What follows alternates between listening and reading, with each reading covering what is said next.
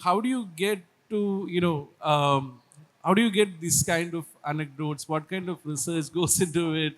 And it's also alongside that, you wrote this book now rather than before, and is it like you felt like this, a safe distance between your research and now you can write about it? Like, why did you choose to write it now rather than before? Okay. Shall I stand up? Because I'll be able to see better at the back. I'm going to make another request. Can those at the back come here because there are nice chairs here? Would you be happy coming up front? I'll be able to see you better and communicate better with you.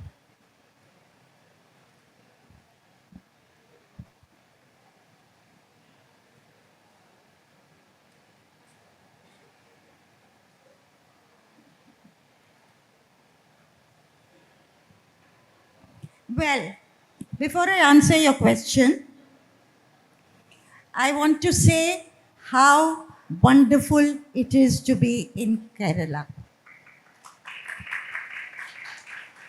I've come after many years, maybe 20, and I've never been to Malabar coast. I came up to Cochin, the southern part, and it remains God's own country. You know, when you are landing the lush green of this place, of course, we know about the aroma of the spices. We know how over the centuries the world beat a path to its door, and the world continues to do that. We see it at this Kerala Lit Festival. And the amazing, this festival itself, the largest in Asia, 600 speakers, 300 sessions, so many people on a Sunday afternoon. And the love of books, love of literature, love of art, love of culture for a inclusive, diverse society that is rooted in something. That is Kerala. So I'm very happy to be here, and I thank the KLF for inviting me to be here and for you to be anchoring my session. Now, to answer your question, two questions that you asked. Number one, how did I get these anecdotes? And why did I write the book now and not earlier? Because I have been a political journalist for more than 40 years. And I write a regular column in the Indian Express, which is called the Nirja Chaudhary column. And at the bottom, they'll say, I covered 8 prime ministers, I've covered 11 Lok Sabha elections. It sounds very impressive and ancient. That is true. Now, to answer the second question first, why did I write it now? This book has been in the making for 20 years. I'd hoped to do this book, and I'd hoped that someday I would do it. And I'll tell you why.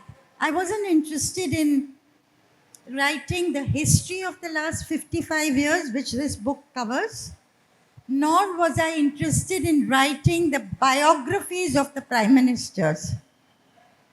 I was interested, the more I did political reporting, I found that the real picture of how our leaders at the top make decisions. What are the compelling factors? What are the inputs? What are the pulls and pressures? What are the lobbies at work? The fixers at work in the corridors of power? And their own personal dilemmas. How do these decisions actually get made? That is the thing I was interested in. So over these 20 years, I thought one day I will write. So when I would do my daily work and daily reporting, and I go and see whether it's a prime minister or a bureaucrat or a minister or an MP, I would take copious notes. I kept those notes, dozens of books, these notebooks with me, even if I didn't use that material. But I was interested in capturing the detail. I find very fascinating when I go out to cover elections the way ordinary people formulate their thoughts. The Maharashtra election was going on, and I asked somebody, I said, "What's happening?" He said, "It's katakat." Lovely. Summing up in 2 words, it's katakat. Meaning it's very close, it's a takkar. It turned out to be one way, but that's another story. So the way people put their thoughts, I wanted to capture it like that. And for that I kept notes. The other reason why the book got done now and not earlier, because I was earlier working journalist, I didn't have any time. And COVID, the 2.5 years of COVID, helped me to finish this book and to do this book. Of course, I had lots of interviews, but I added to those interviews and finally it happened. Your other question, how did I get the anecdotes? I'm just interested in detail. I'm interested in the people I talk to. And I realize politics is not, politics is drama, politics is suspense. And I wanted to write in a way that captured it. It's not beautiful prose. In fact, I used to constantly have tussle with my editors. I don't want it to be a beautiful prose. I want it as much as possible as conversation, how people said it. What was the mahal, the ambience, when they said it, and describe that scene. And to cull out the politics of it from there, the analysis from it from there. So I don't know whether that answers you, but I I'll- kept notes and therefore I had the details. I'll also stand. It's, but there seems to be that your book has a lot of these juicy quotes, very juicy, and you seem to have a way to make people open up about themselves, even if they're shooting in the mouth or something. But they seems to be like very honest and open with you. Like there's so many people in this book who has like really pour their heart out to you.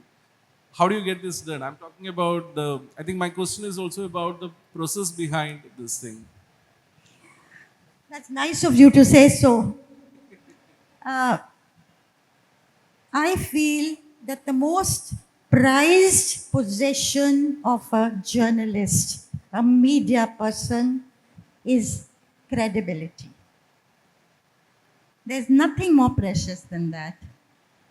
So, if people have talked to me in confidence over the decades, and I have not, and I know a lot more than is in the book, but they didn't want that to be ever made public.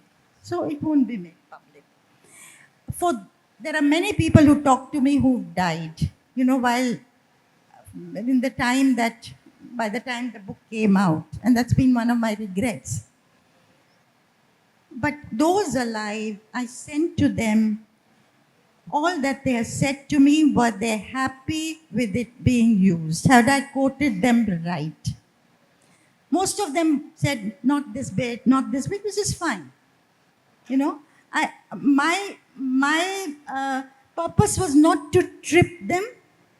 My purpose was to draw out from them whatever they wanted to tell me about what we were talking about. So I think over a period, you build trust with people. And that doesn't happen overnight. Of course, things have changed enormously today. The profession is that much more competitive. It's highly polarized. In our time, we could sit with Lal Krishna Advani. He would give his press conference. After that, in Parliament, he'd sit for 2 hours and do what was called debriefing. What does it mean? The parliamentary practices. In fact, I learned all about parliament functioning from people like that in these debriefing sessions. There was time. Today, politicians will not have time for you. They will say, why should I waste time? I can say through the social media what I want to say. Why do I have to give an interview and be questioned by somebody or a journalist? I will have my say and that's it. So the whole institution of press conferences, being cross-questioned, therefore the media making the politician more accountable, all that is going out and gone out. The nature of the media has undergone huge change and will change even more. It change not, in 10 years, it will change in weeks and months. On the one hand, you see a greater democratization of the media. Earlier, there used to be 5 big media houses on Bahadur Shah Zafar Marg in Delhi. called the national media. Indian Express, Times of India, Patriot, and so on. Hindustan Times was a little further away. Today, there are thousands of podcasters, people who, just go on the YouTube. Ravish, who left NDTV today, has millions of followers. I'm only giving that name as an illustration. So there is a greater democratization, more people, citizen journalists. And there is a counter force of greater concentration and pressure on the media to take a position one way or another. And pressure comes, as we know, at the level of the owners, at the level of journalists, and never have I seen the media so polarized as it is today. Whereas I belong to the old school, I feel the newsroom is neutral. You must present the picture fairly, whatever be your views. This is one aspect in your book which is like, while reading it, we feel like, oh, we didn't know a lot of stuff about our people, about our politicians. There are these lot of these things that we didn't know about them. Like and even for their colleagues, they were kind of, there are things that they didn't know. Like you write about how Vajpayee chose not to tell his cabinet colleagues about the nuclear test. Even that the fact that Vajpayee had cancer, I don't think many people would know that Vajpayee had cancer even today. Of course, That's if right. one reads your book, they will know. But Yeah. I'm sure you must have felt it while going through that journey also, right? There's this difference between the politicians as they are in their real life, having cancer, going to US for treatment, but then none of it appears in the press. I spent no less than must be 15 to 16 hours of interviewing Vishwanath Pratap Singh. This was after he demitted office, and he used to go to Apollo Hospital for his dialysis. And those few hours, he would call me there to the hospital, and we would chat, and I would take down. And I saw a different side of VP Singh, the poem, the loneliness of VP Singh, the poems he'd written, and the dilemmas that had come his way. So it wasn't just, of course, I spoke to a whole lot of people around him to get that story of how did he go in for the Mandal decision. By the way, for those of you who've not read the book is about 6 prime ministers putting under the scanner 6 major decisions by them. One decision each. So I've done Indira Gandhi, I've done Rajiv Gandhi, I've done VP Singh, I've done PV Narasimha Rao, Atal Bihari Vajpayee, and Dr. Manmohan Singh. And I decided after due deliberation not to do Narendra Modi, even though he has by then covered 9 years and has brought about a paradigm shift in the country's politics. I left that for the future because I felt I was too close to events. Number one, to be able to do justice to it. Number two, I realized that I would not have people around him who were privy to information speak to me honestly and tell me what really goes on. And in the case of other prime ministers also, people around them spoke to me after they demitted office. So that is what I have done. But Vishwanath Pratap Singh, and you talk about Vajpayee, one of his, close aides told me this, and months before this aide died, during COVID years, that Vajpayee had cancer. And I asked Yashwant Sinha, who was his finance minister, this is about 2 years ago or 2.5 years ago. I said, did you know he had cancer? He said, no, I don't know till today he had cancer. So it was such a closely kept secret. And the extraordinary thing is that after Rajiv Gandhi died, and Rajiv belonged to the Congress party, Vajpayee is the BJP, Vajpayee said, Rajiv Gandhi had saved my life.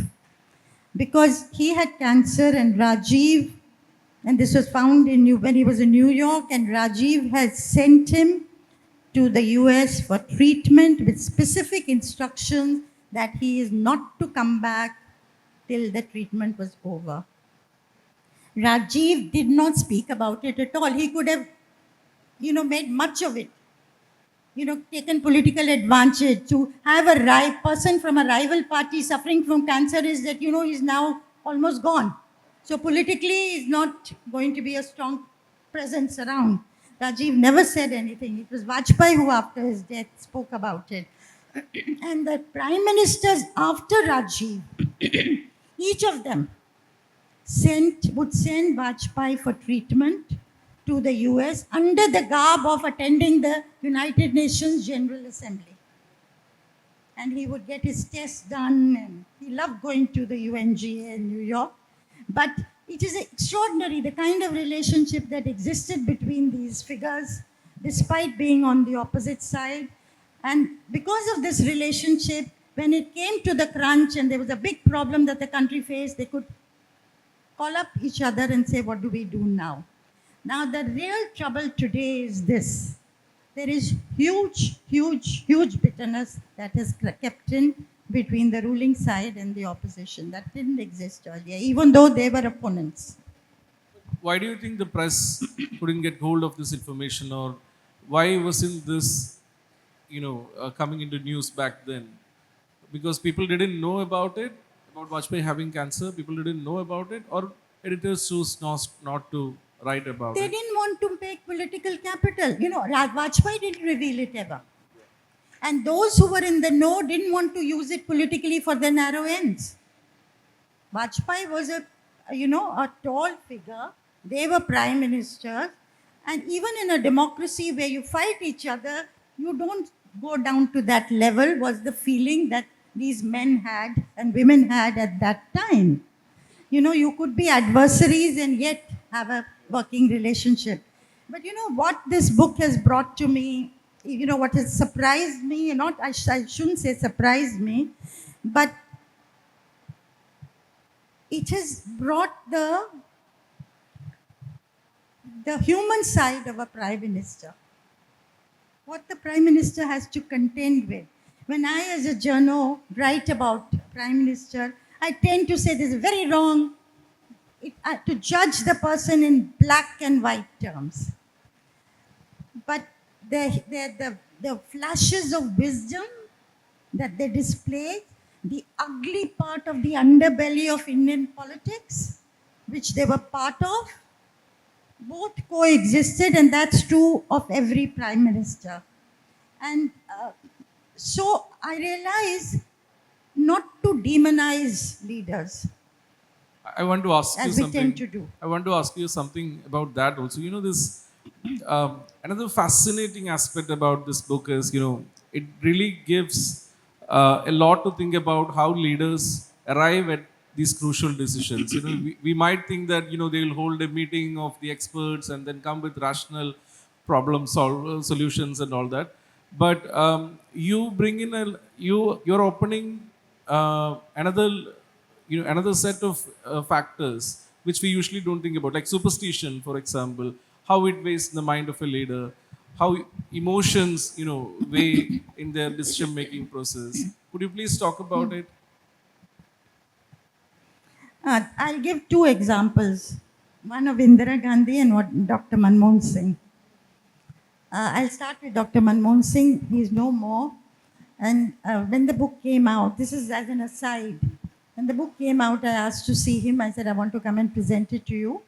And so when I went there, my book was lying on the table there. He said, I've already read it. Then he said, he went to the chapter head on him, which said the one underrated prime minister who triumphed. The underrated prime minister who triumphed. I had looked at the Indo-US nuclear deal,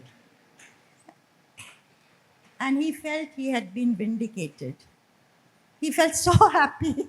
He said to me, you've been what? Truthful and objective. Then, this man, the weakest prime minister of India, that's the way he was built. But on the Indo-US nuclear deal, he did not let up. 39 long months. He had the opposition of Sonia Gandhi, he had the opposition of the left parties.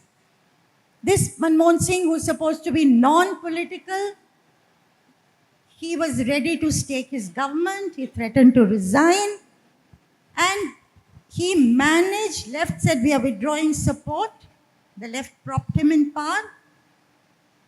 He managed to get alternative support, and he did this political operation on his own, which is the Samajwadi Party. Their MPs, they were opposed to the deal. He got them on board. He got Amar Singh, who was a class, he hated to be called a fixer, but class fixer, not just in India. He had links with the Clintons and with the US lobbies.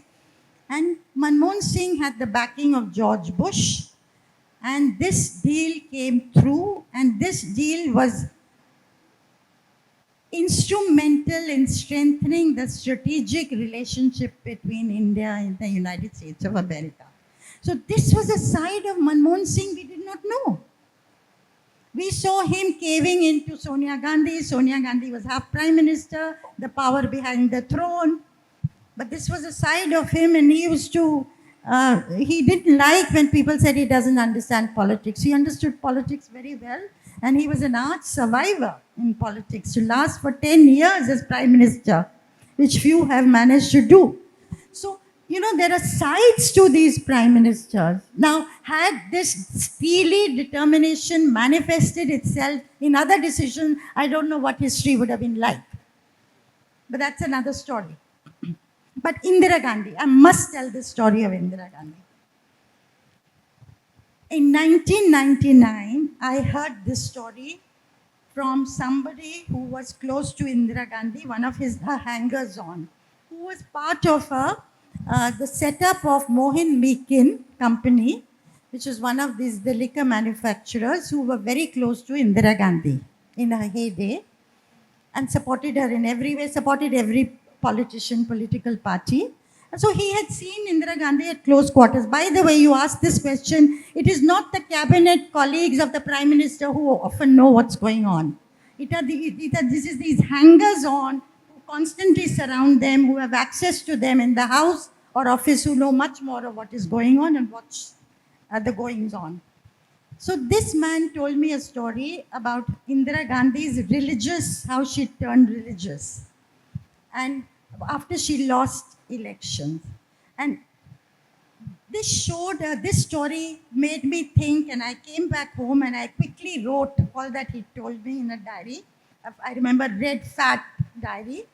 And I thought, I must one day write a book. The seed of the thought to write a book came with this story. Now, Indira Gandhi, we had known as the Durga, 1977, the Indira Gandhi who did not wilt when the 7th Fleet of the United States of America came to the Bay of Bengal at the time of the creation of Bangladesh. She did not wilt. She signed that USSR friendship treaty. She took on the US. Nixon called her that old witch. That Indira Gandhi is so vulnerable because of her son. And after the emergency, she became even more religious than she was earlier. She visited every major temple. And 1980, and then RSS saw her as a Hindu. There was tacit support by the RSS, which she admitted privately had enabled her to win the 1980 elections. After the 1980 elections, this man, Anil Bali of the Mohan Meakin Company, tells her, ma'am, you must go to Chamunda to give thanks. Chamunda was a temple where she used to send money every month. She believed in it. It's in Palampur in Himachal Pradesh. So she said, yes, I'll send you word. So she sent him word a few months down the line. Please go there and prepare. I will come on such and such a day, June 22nd, 1980. So he went prepared. On June 22nd, or a day before that, she sends word. She was to fly from Jammu. I'm not coming. I'm going back straight to Delhi. And the priest at the temple was furious. He said, Ma forgives, ordinary mortals when they don't come. Ma will never forgive a ruler if he or she doesn't come. So anyway, this happened. They did the puja, and as they were driving back, they heard that Sanjay Gandhi's plane had crashed. So they rushed back to Delhi, arrived at Mrs. Gandhi's house at 2 a.m. She was sitting by the body, and she got up immediately and came to them and said, do you think is this because I didn't go to Chamunda? Here is a modern, forward looking woman, a tough leader who's bounced back to power after 3 years of being in the wilderness, who's so vulnerable at this level, superstitious, vulnerable. So they quietened her down, and they said she decided to go to Chamunda a few months down the line. And when she arrived there, the entire entourage of the Himachal government was there. And the same priest who had been furious, his hands shook because she was performing every mudra to perfection. The way she, did the matha tekna, what you call the bowing of the head, the Kali mudras, absolutely to perfection. And she wept and she wept and she wept. And then she comes out and she plants trees there. And because tree planting was one of Sanjay Gandhi's 5-point programs. And that night, of course, she introduced Rajiv Gandhi to the audience at one of the functions in Delhi. But this woman, the vulnerabilities of a leader who's so powerful, who can take on Nixon and who can take on the 7th Fleet and who can take on Pakistan, is vulnerable at that level. So all prime ministers, whether it's superstition, vulnerability, frailty, dilemmas, all this is also part of decision-making processes, which, history doesn't record the processes. History tends to record events, but that anyway. It's like you said, it makes them more human. When I was reading it, I was wondering, this, like you said, progressive, daughter of a prime minister, foreign educated, but here you have a, telling someone that, is this because I didn't please the God or something. But, almost all stories here are very dramatic, very cinematic. Which is your personal favorite? Do you have a favorite? Is it Favorite something prime related to minister? Sonia Gandhi? I've asked this question: who's the best prime minister? Who do you think, having studied 6 of them, or who's your favorite? Barkha Dutt even asked me, who do you think is the least understood? I'm just In asking. another way, I'm just asking, which is your favorite story? story. But I find I won't say favorite. I won't say good or bad. Because as I say, one of the learnings from writing this book is that do not demonize people. See the holistic picture. It's a very complex picture which you have to comprehend. Come to judgment, but I'm most fascinated by Indira Gandhi. I'm most fascinated this Gungi Gudiya, 66, that she was called by Ram Manohar Lohia, should go on to get the better of her opponents, capture the Congress party, as I said, go in for changing the geopolitical realities. Bangladesh today, till today, the scene is very different. And a master of real politics. She is the one who gave legitimacy to the politics of what we call Samdam Dandibhed, the Machiavellian politics, which generations of politicians after her emulated her and studied how she did it. And she was, I often tell this story of one of the UP politicians coming to see her. And he was sent by the chief minister of UP, Chandrabhan Gupta, who was a very powerful figure in his time. And he was turning away from her and moving to the old guard who tried to use her but found that she was not so pliant. So she said to him, Banarsi Das, she said, without raising her eyes even, she would just continue to do what she was doing. Tell Chandrabhan Gupta, my father was a saint, I am not. So she was tough at that level. The what you can call it amoral, immoral, you can put a lot of imputations. But how anyway, she's a figure I'm fascinated by. I also noticed that you have this way of marking prime ministers in the book. You just said master of real politics. For another prime minister, you use the phrase master of inaction. I'm just curious that these things came to you in hindsight, or when you were covering them, you were realizing that this is how the guy is. When I was writing also, or I was talking to people, or piecing it all together in my head, and my life for 2.5 years, I must tell you, my husband had brought down our computer table to the bedroom. So this is the table. 4 feet away is the bed, and 10 feet away is the dining table. So that was my triangle of my life. For 2.5 years, as I lived with these figures in my head, and sometimes go to the terrace to do a little bit of walking. But it is really fascinating. It was a very fascinating experience. And now, when I look back, I sort of tell myself, how did I do this? But it's a very rich history, trying to understand people, those tall figures which they were, who have led our country, who have also helped them in the maturing of our democracy for all its fault lines and shortcomings. And it is facing new challenges, but we do have an incredible democracy at the end of the day, even so. The one person who is still part of that era, comes from that era, and who is still a very powerful political figure, Sonia Gandhi. Sonia Gandhi. She is still a very powerful political force, and she had her making in that era where you have placed the book. What do you read about her? What are your thoughts about her? I'm sure you may have like a lot of anecdotes to share about her also. Well, Sonia Gandhi is a very fascinating character also, but very pragmatic, cautious, and she would often say, I may be Mrs. Gandhi, but I'm not Nehru's daughter. So she realized, her shortcomings there.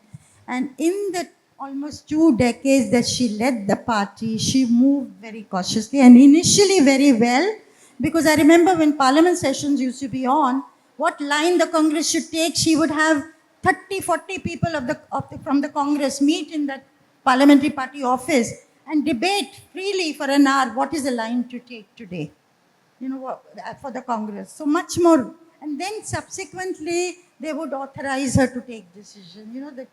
The decision making became much more narrower, which is unfortunate, closed door thing. Sonia Gandhi gave up prime ministership when she had the opportunity. She was elected as the Congress Parliamentary Party leader in 2004. She was elected as the UPA Parliamentary Party leader. That Sunday, I remember.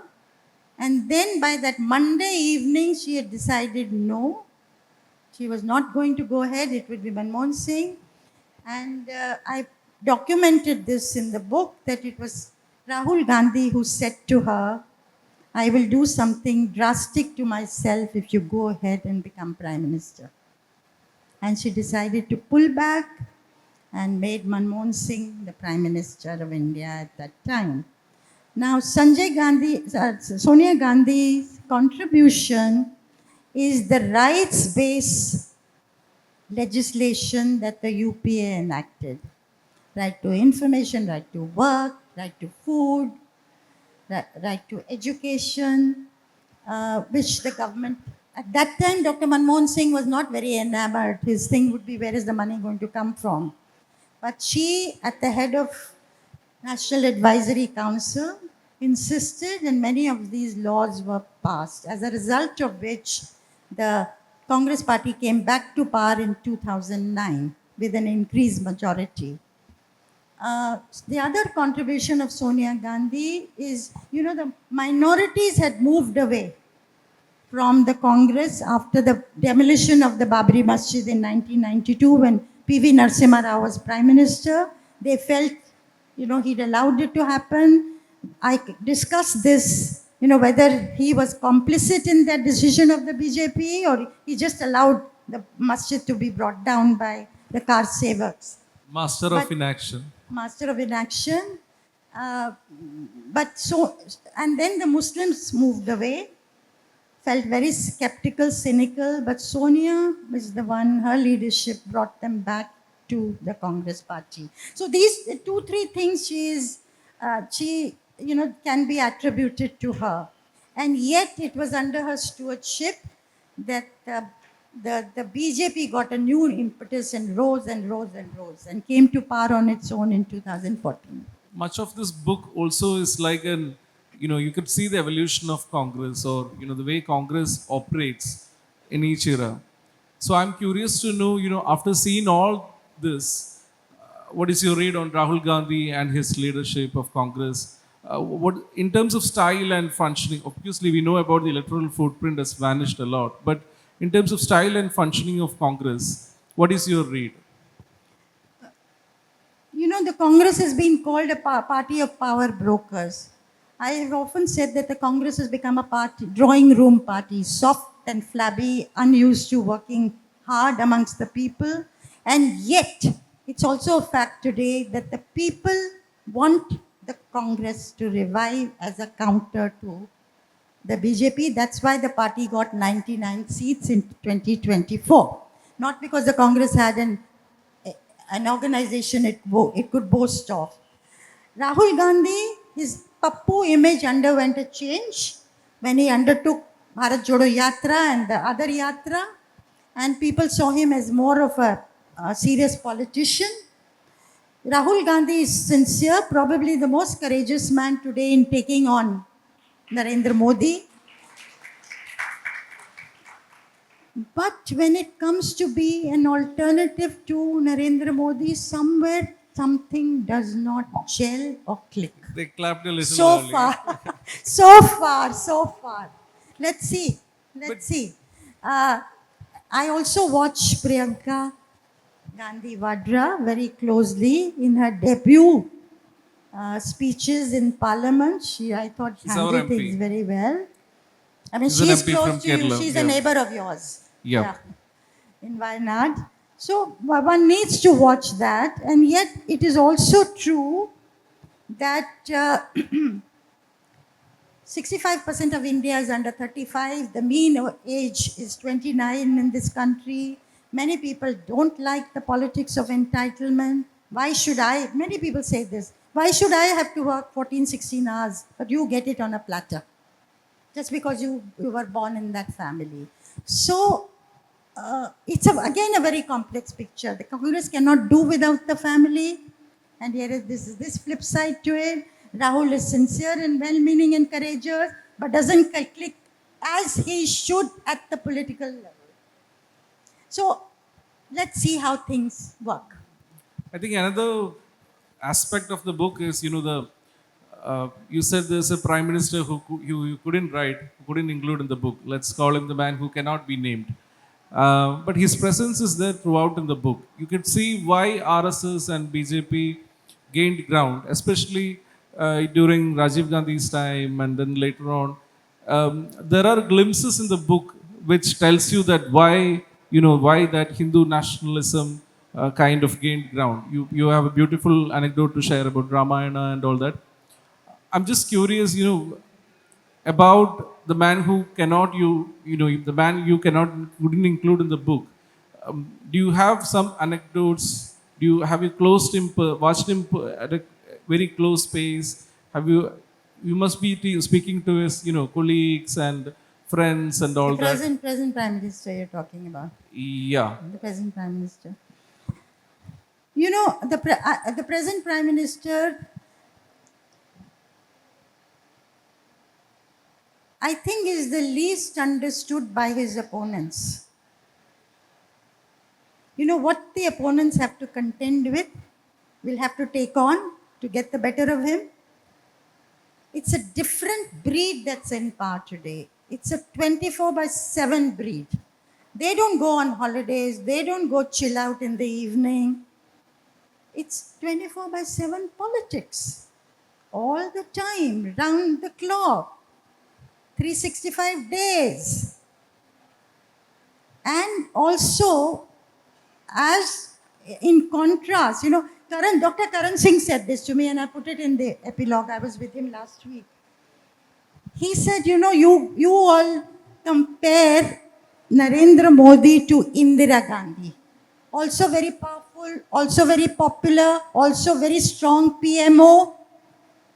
But he has to be compared to Jawaharlal Nehru. Because Narendra Modi would like to do better than Jawaharlal Nehru, to surpass him. He'd like to be remembered like that. So I was very interested. Now, if you look at Nehru and Modi, I hope all of you will have a chance to go to this Prime Minister's Museum in Delhi. You enter it in the reception area, you go straight, and you have on the 3 walls in front of you all the prime ministers, and you turn around like this, on this wall, over the gate, and you have 2 prime ministers side by side, Nehru and Modi. Maybe an accident, maybe, design, whatever. Nehru, so different from an aristocratic family. All his life, he was brought up in Anand Bhavan, palatial house, prince-like figure, and then gave it all up in the freedom struggle, then became Prime Minister of India. And people loved him. Gandhi opted for him to be Prime Minister rather than Sardar Patel, even though 12 PCCs had opted for Patel to become the party president at that time, not Prime Minister. But that story is often quoted. But Nehru was this, charming, have an outreach to the world, an appeal to the young people. And here is Modi, who says he grew up selling tea at his father's tea stall at Vadnagar railway station in Gujarat. Very different backgrounds. One an OBC, and amongst them they say he's an extremely backward. One from this aristocratic family belonging to But, Brahmins. ma'am, the thing is like, how does a person who wants to be compared to Nehru make a decision like demonetization? What kind of rationale goes into that decision making process? No, so let me just complete on demonetization. Let me just complete this. Both had mass following. Both had used UP as their, what we call in Hindi, Karm Bhumi. Both were larger than life on the world stage. Both used, I remember Nehru coming when I was in school, 8 or 9 years old, and it was our annual day function in Delhi, and he spoke to us about the world. This country, that country. He was trying to educate. And Modi also, Man Ki Baat, taking up different issues and all. You can agree or disagree with him. Now, Modi, what you talked about, wants to do things what he calls bhavya. That's his word. Whatever has to be done has to be grand scale. But often, the detailing is not done. Demonetization, he wanted to remove black money with one announcement on television that night at 8 o'clock. And subsequently, in the weeks that followed, less than 2 months that followed, there were 250 notifications, the last undoing the previous one. So it had not been thought through. So I think so also with the GST.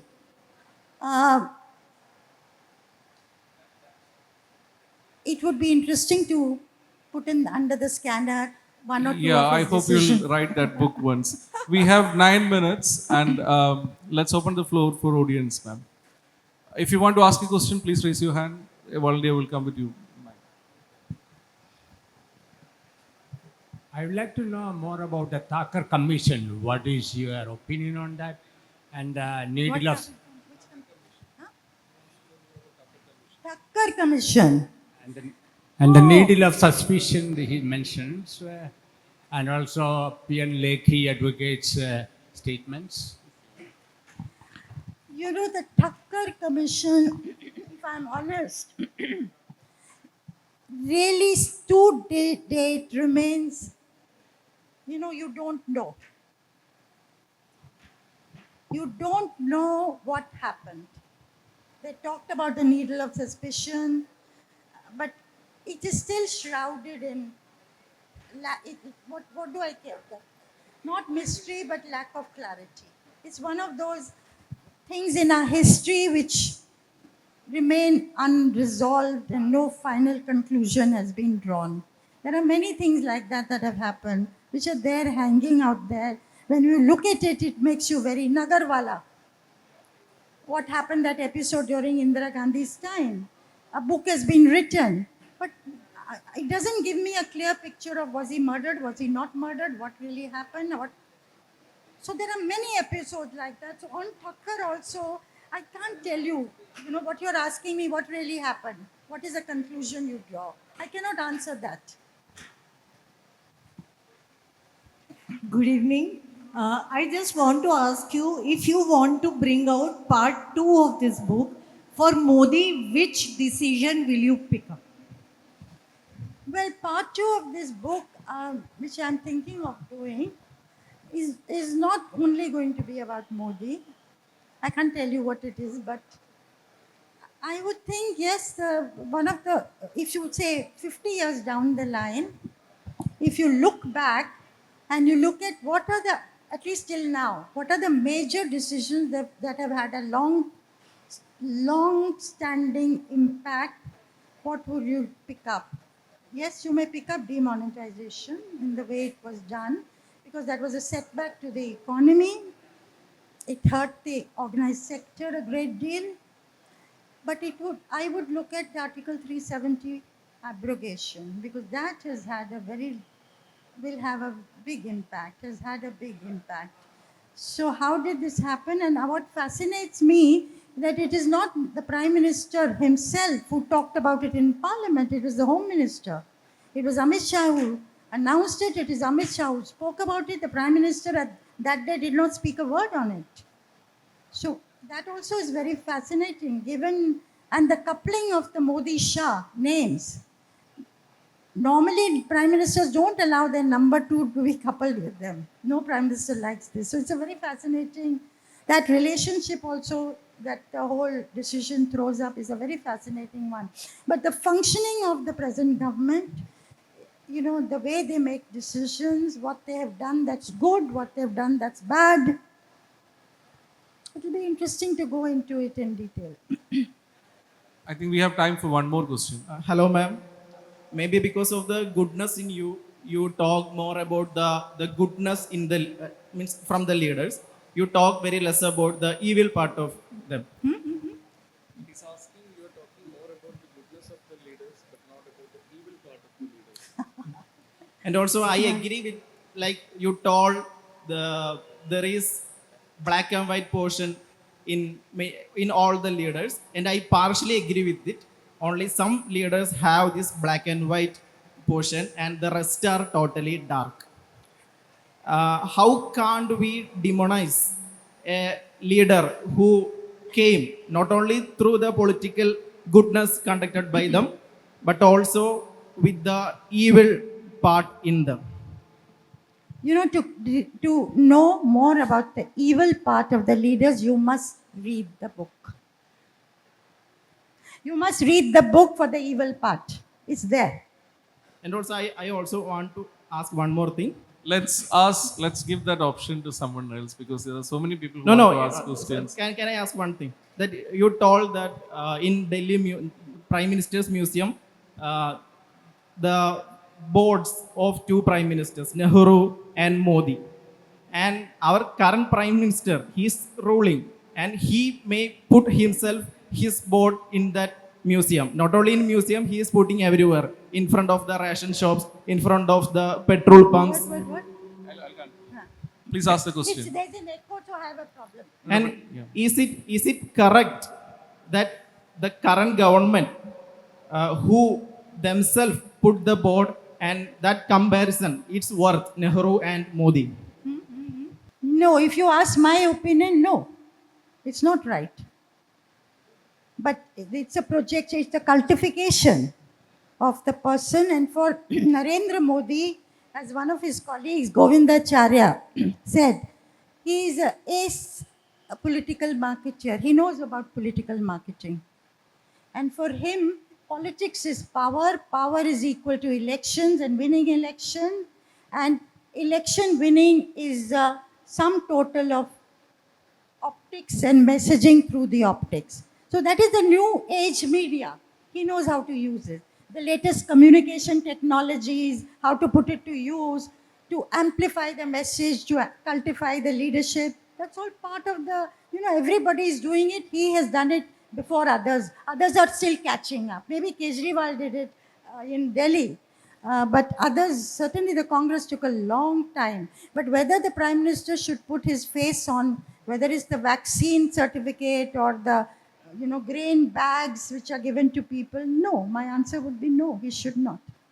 Next question. We have time for one more question. Yeah. Hello, good afternoon, ma'am. My question is related with the Indira Gandhi and her political career. You know that Indira Gandhi declared the emergency, and it was she misused the whole power, and her family also misused the power. It was marked as a black day in the history. And what's your take on the activities done by Indira Gandhi during the emergency period? And also one more thing, you have talked about the whole Gandhi family, but you haven't given a word about Maneka Gandhi and her politics against Indira also. And also one thing, Indira failed at everything. Is that right? So there are three questions there, if I get Three it right. questions. One about, Three. He is like exploiting the time. He asked three questions. One is you didn't mention Maneka Gandhi. Maneka Gandhi, the another one. Second one about emergency. Emergency, what I think about it. Yeah. And the third one, I forgot. The Gandhi family. Sorry? The Gandhi family. Okay. Yeah. About the emergency, we don't need to. We all, I'm sure, agree on this. It was one of the dark chapters in India's history, and we will take a long time to live it down. But also, I don't know whether you mentioned this, but when she held the election, they were obviously free and fair. Otherwise, she would not have been routed all over North India. Now, she could have fixed those elections. So, and why did she decide to go in for elections? It remains a mystery. People are tantalized by that question even today. I've discussed that in my book, so I won't go into it. What are the reasons why she did it? As far as Maneka Gandhi and Varun Gandhi, for the moment, they are, I won't say wilderness, but biding their time. Let's see how they resurface. Maneka Gandhi, I suppose, has had her day, but Varun needs to be watched. And he worked very hard in Uttar Pradesh. Let's see where he goes. Will he join one of the regional parties? Because the BJP obviously doesn't want him, didn't give him a ticket. And the Congress will not take him. I don't think a Gandhi with Priyanka and Rahul being there, I don't think they'll take him into the Congress. So will he join one of the regional parties? All these things are questions for the future. That's it, folks. So she'll be around if you want to ask more questions. Just that she didn't had a lunch so far. So please be mindful of that. So that's it. Thanks for everyone who turned up. Yeah. Thank you. Thank you very much.